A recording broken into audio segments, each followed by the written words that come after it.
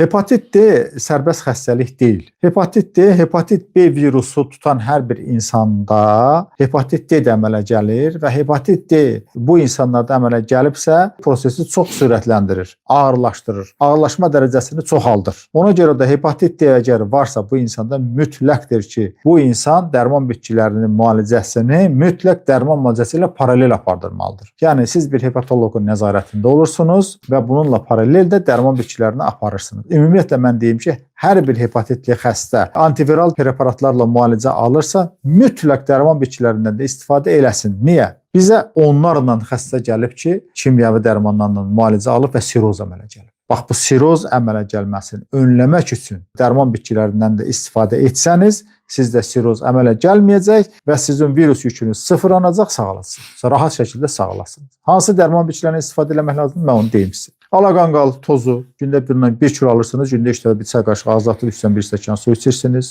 Sonra gəvən var bitkisi, gəvən köklərinin tozu. Məsələn, gəvən alırsınız 500 qram. 500 qram da zəncir otunun kökünü. Bunları bir-birinə qatırsınız. Gəvən tapmasanız, onun yerinə at pıtrağın kökünü də ala bilərsiniz. Bunları bir-birinə qarışdırıb gündə 3 dəfə bir çay qaşığı ağza atıb üstdən 1 stəkan su içirsiniz və bir də kahsını dəmləməsi. Yəni bir 600 qram kahsını alın. Gündə 3 dəfə bir xörək qaşığı 1 stəkan suda 5 dəqiqə qaynadın, ilıq olanda süzüb için.